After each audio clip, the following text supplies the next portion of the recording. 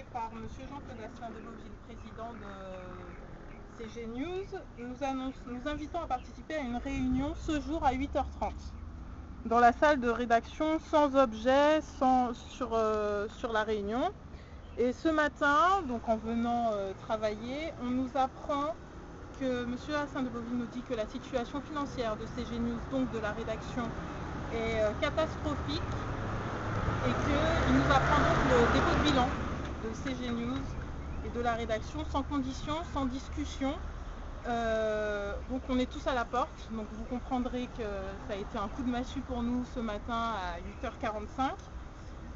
Il nous apprend par là même que l'affaire passe au tribunal de commerce à partir de 14h, sans passer, aujourd'hui oui, sans passer par la case du redressement judiciaire.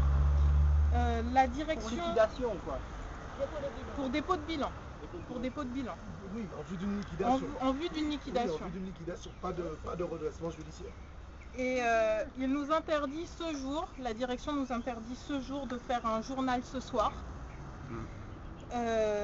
Alors que les journalistes ont exprimé leur volonté d'en faire un à 19h. Donc il nous l'a formellement interdit, nous disant que de toute façon c'était le dépôt de bilan, on fermait les portes, on fermait clé sous la porte et c'était fini.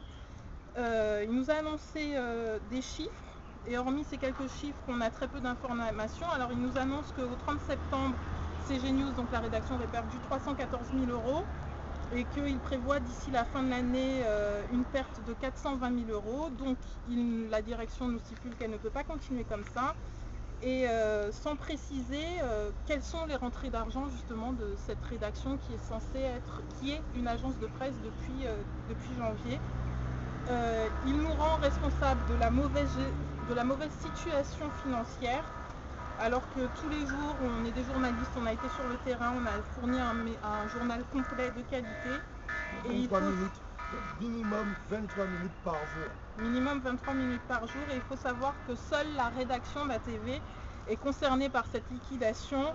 Et il y a 1 à 2 semaines de ça, on avait une campagne publicitaire qui nous disait on va vivre de grands moments ensemble à ATV. Ben, visiblement c'est pas avec la rédaction et c'est pas avec cette rédaction.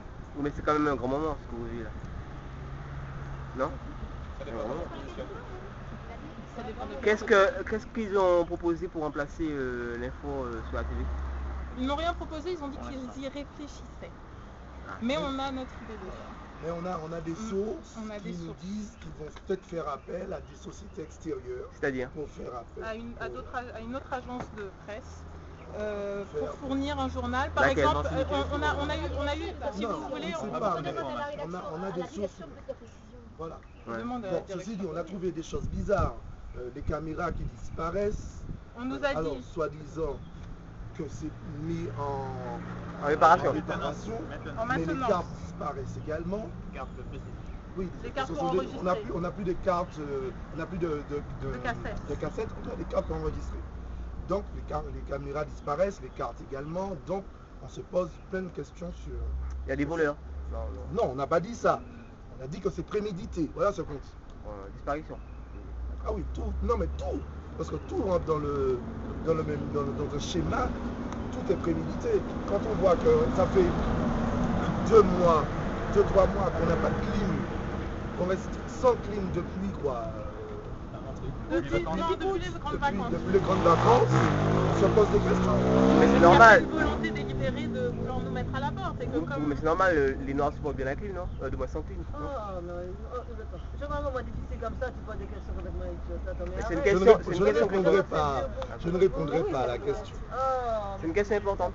Non, je ne répondrai pas à la question. C'est pas un copain de presse, un journaliste qui là. Il me poser des questions.